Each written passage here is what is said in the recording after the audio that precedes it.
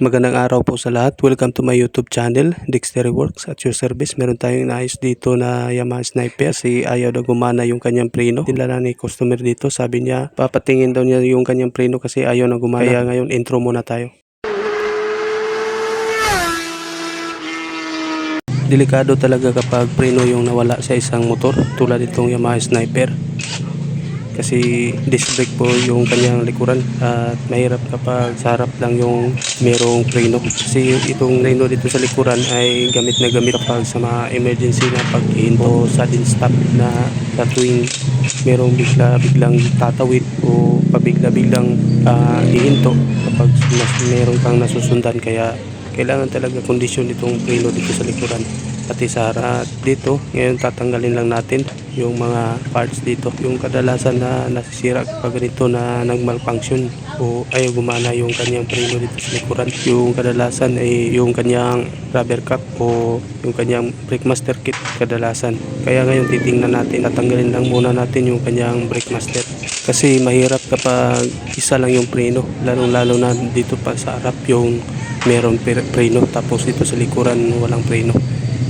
Mawawala yung kanyang balance stopping power dito sa isang motor. Pang emergency na paghinto, kailangan talaga dalawa yung preno ng isang motor para makahinto siya ng pang madalian. Kaya ngayon titingnan natin kung ano yung nasira dito. At sa mga mahilig mag DIY dyan, panoorin nyo ito. Kung mahilig kayo mangulikot o mahilig kayo mag-ayos ng inyong mga motor, kung mahilig kayo sa motor, panoorin nyo ito hanggang sa dulo kasi marami talaga kayong makukuha dito na idea o technique sa pag-ayos dito, at saka sa kung paano i-bleed o paano ang pag-bleeding sa madaling paraan. Ituturo ko sa inyo mamaya. Madali lang mga idol kapag alam nyo yung inyong ginagawa. At tulad natin na eksperyensiyado na, hindi naman tayo eksperto, pero madalas ito yung kadalasan inaayos natin. Kaya meron na rin tayong sapat na experience dito sa pag-ayos ng mga ganitong issue ng mga Yamaha Sniper, yung preno sa likuran na biglang nawawala. At saka kung ano yung mga papalitan dito, kailangan panoorin nyo ito hanggang sa dulo para at least magkaroon kayo ng idea. At ito na, natanggal na natin yung kanyang brake master assembly. Ito yung ayusin natin mismo. Ito yung titingnan natin kapag nawawala yung preno. Kasi sabi niya hindi daw na bomba yung kanyang brake fluid. Nag-bleeding daw siya tapos nawala na yung kanyang preno. Ito pala yung problema. Hindi na bumalik yung kanyang piston dito sa kanyang brake master. Medyo merong gap na naiwan, hindi siya 100% na bumabalik yung kanyang piston dito sa kanyang brake master. Ayan, meron siyang gap kaya hindi siya 100% na bumabalik sa kanyang pwesto. Ibig sabihin nag-stack up yung kanyang brake master kit o kanyang piston, at saka kasama na rin yung kanyang rubber cap. Ngayon tanggalin lang natin itong tornilyo niya dito sa kanyang brake hose. At ito yung nangyari dito, hindi na bumabalik, meron siyang gap, hindi na bumabalik yung kanyang piston dito sa kanyang brake master. Malalaman nyo yan kapag lumambot yung brake pedal niyo sa inyong motor. Yan, ibig sabihin hindi na bumalik yung brake master kit o yung piston at saka rubber cap dito sa ating brake master. At ang epekto po niyan ay hindi na gagana yung preno. At saka yung inyong caliper hindi nagagalaw, hindi na siya mag-function. Kaya kapag inikot nyo yung gulong at apakan nyo yung brake pedal, ayaw pa rin huminto yung gulong sa pag-ikot kasi hindi na nag-function yung inyong brake master. Kasi itong kanyang brake master dalawa yung function niya dito. Hihigop siya ng fluid tapos bubuga rin yung fluid para magkaroon ng pressure yung ating caliper para maipit na yung disc plate. At ang nangyari dito ay hindi na niya nahigop yung brake fluid. Meron siyang pressure palabas o maitulak niya yung brake fluid kaso wala siyang mahigop, kaya wala pa ring pressure. kasi walang fluid na pumapasok dito sa kanyang brake master kasi hindi niya nahigop yung brake fluid, kaya wala rin siyang maibubuga na brake fluid palabas para magkaroon ng pressure yung hose at saka doon sa kanyang piston sa caliper mismo. At ito na, natanggal ko na yung kanyang rod. Ito pala yung nangyari, oh. Nag-stack up yung kanyang piston, kinalawang na dito sa labas, kaya tatanggalin natin. Buti at hindi matigas tanggalin. Minsan kasi matigas tanggalin itong piston kapag grabe na yung kalawang. Dito hindi naman siya gaanong maraming kalawang dito kasi simula pa lang ng kalawang dito, kaya malambot lang siya, madali lang siyang tanggalin. Ito na yung kanyang rod, lilinisin lang natin kasi maraming putik at kalawang na kumapit. Kasi importante talaga na malinis ito kasi dito nagsisimula yung kalawang kapag dumikit yung dumi tsaka putik. At dito meron tong lock dito sa dulo na parang pin. Dito sa dulo merong butas na maliit. Ito yung nagsisilbing safety lock niya dito sa kanyang tornilyo, na hindi basta-basta matanggal yung kanyang nut. Kahit na lumuwag yung tornilyo at saka nut, safety pa rin siya kasi napakadelikado kapag natanggal. Mawawala yung inyong preno pag ganun yung nangyari. Kaya siniguro talaga ng engineer nitong Yamaha na ma-safety yung buhay ng may-ari nitong motor.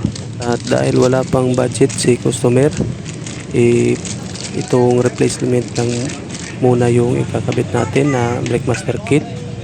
Yung mumurahin lang pero matibay pa rin dito.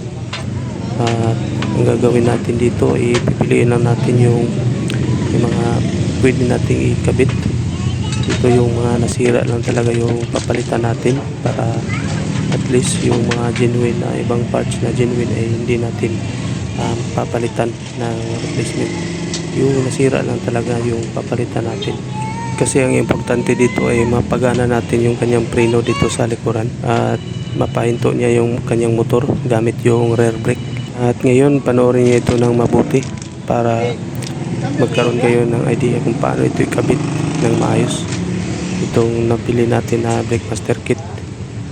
Tapos ko nang linisin yung kanyang brake rod. Ngayon ito na yung bagong brake master kit. Ito yung ikakabit natin. Ito na yung mga rubber cap nya, saka yung kanyang piston. At meron din siyang kasamang circlip, kanyang lock at spring. Ngayon isa-isa natin itong pipilian para ikabit natin. At saka itong kanyang rod dito, hindi na natin ito gagamitin. Hindi na natin ipapalit dito kasi medyo malaki yung butas niya dito sa dulo kaysa dito sa original, kaya hindi natin maaaring pagpalitin to. At saka medyo mahaba ito. Pwede lang yung kung genuine yung nabili ni sir, pwede natin pagpalitin yun kasi saktong-sakto yung mga lock niya, saka yung tornilyo niya at saka yung kanyang rod, saktong-sakto yung kanyang sukat. At dito sa local kasi malaki yung butas ng kanyang lagayan ng lock, kaya hindi maaaring pagpalitin kasi maliit yung butas sa stock. At hindi natin mai-lock yung, hindi natin maibabalik yung kanyang pin kasi maluwag siya. At ito na, naikabit ko na yung kanyang rubber cap. Saka yung spring na ginamit natin, yung original pa rin kasi medyo maikli yung nabili natin na bago dito sa replacement. Importante dito yung bago itong rubber cap at saka yung kanyang piston. At yung bagong piston, ito yung kinabit natin. Tapos ibinalik lang natin yung kanyang original na rod at saka yung circlip, yung original pa rin yung ginamit natin dito kasi yung replacement ay medyo weak siya at saka maliit yung tawan niya, yung bilog niya, kaya hindi natin pwede siyang gamitin dito kasi maluwag siya dito sa butas at matatanggal lang yung kanyang rod kapag ginamit natin. Kaya binalik lang natin yung original na circlip dito, yung kanyang lock. At mamaya pagkatapos meron akong tip sa inyo pagkatapos nating maikabit itong rod dito, at mamaya ipapakita ko sa inyo yung tips na sinasabi ko. At ito na, naikabit na natin. At ito yung sinasabi ko na tips kapag naikabit nyo na yung kanyang rod at saka yung kanyang rubber cap. Kailangan lagyan nyo ng grasa dito sa loob para hindi siya basta-basta mapasukan ng dumi at saka tubig at saka putik. At saka dipinsa rin ito para hindi siya kalawangin. Kasi yung original dito wala itong grasa dito sa loob ng kanyang rubber cap. Tapos ayan, takpan nyo lang. Balik nyo lang yung kanyang rubber cap. Tatlo yung rubber cap dito. Merong rubber cap sa loob, doon sa kanyang piston, saka dito sa labas, dito sa kanyang rod mismo. At ayan, naikabit na natin yung kanyang brake master saka yung kanyang rod.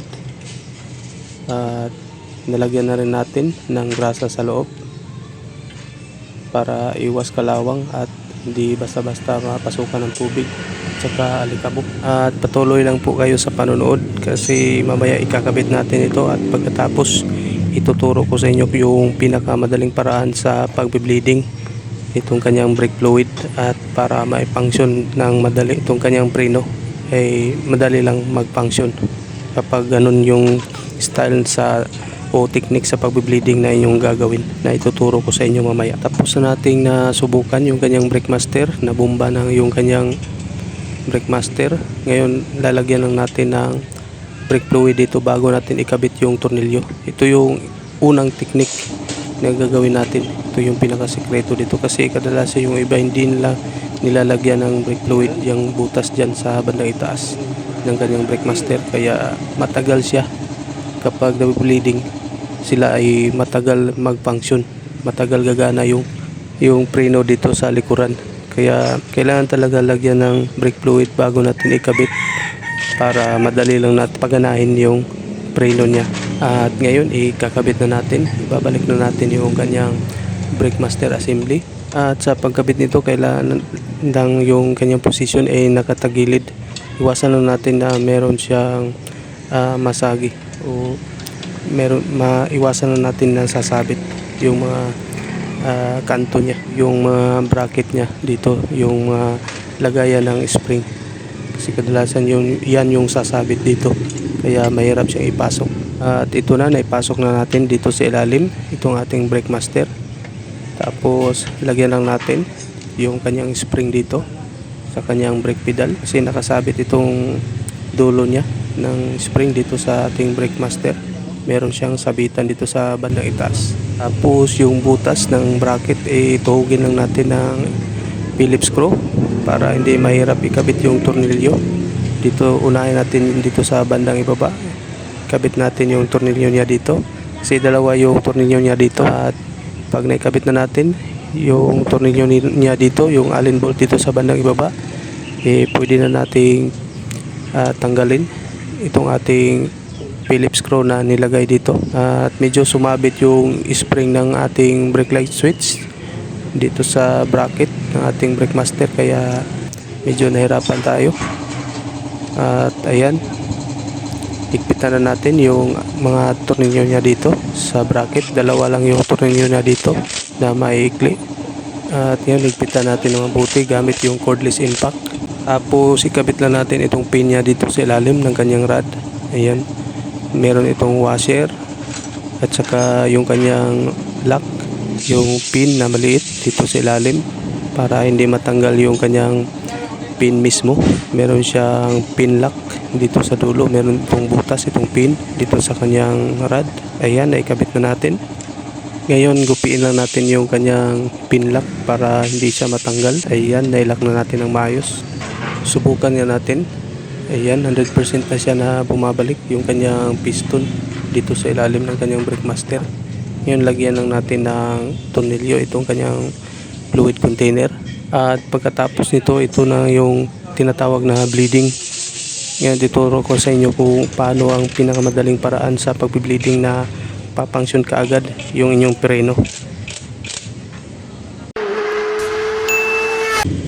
Ngayon ito yung sinasabi ko na tips kanina na madaling paraan kapag nagbe-bleeding.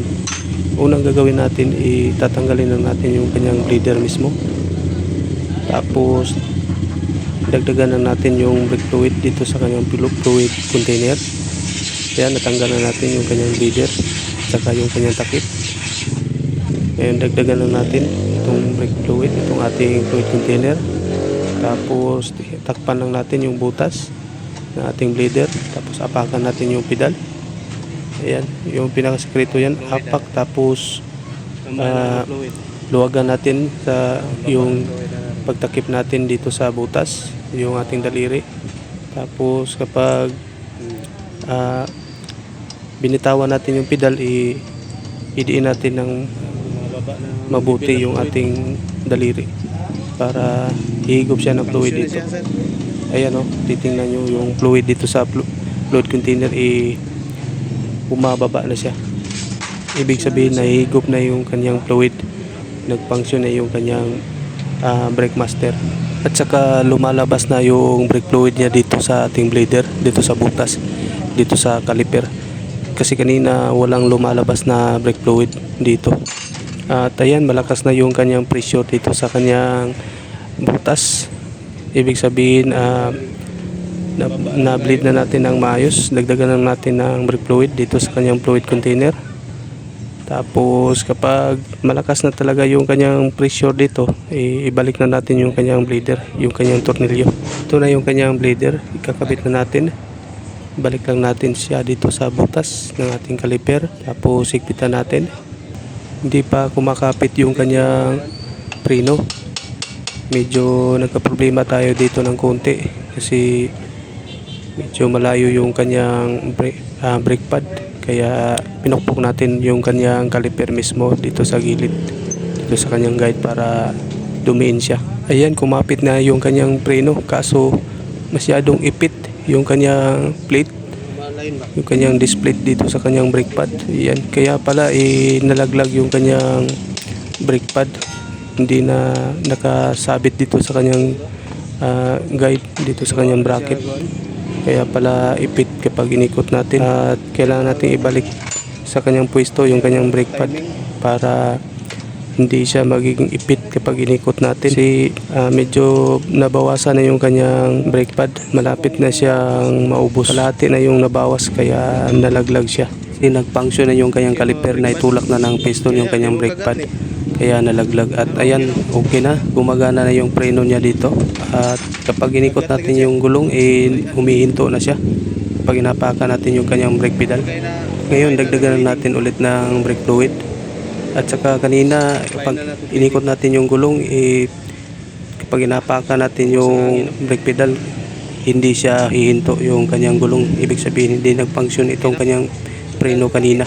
Ngayon okay na, nag-function na yung kanyang preno. At madali lang nating na-bleed, kaso lang nagkaberya tayo kasi nalaglag yung kanyang brake pad at naipit yung kanyang disc plate, kaya hirap sa pag-ikot yung kanyang gulong kanina. Ngayon ayos na, meron siyang free wheel at saka madali lang siyang mapahinto. At ayan, makakapit ng maayos yung kanyang preno. At pinahila pa natin sa customer yung gulong at inapakan natin yung preno at hindi niya maikot yung gulong. Ibig sabihin kumakapit ng maayos itong ating preno at naayos na natin ng mabuti. Ngayon sikwatin lang natin yung dulo ng brake pad para hindi siya malaglag ulit. Kailangan natin balagtutin para sumabit siya dito sa bracket ng ating caliper at hindi malaglag kapag naitulak ng piston dito sa kanyang caliper.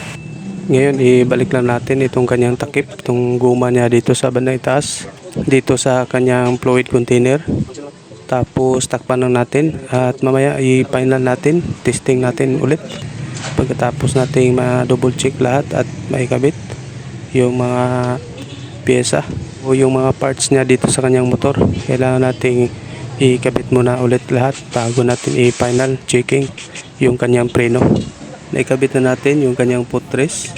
Yan, lagyan lang natin ng tornilyo, tapos higpitan natin gamit yung ating cordless impact.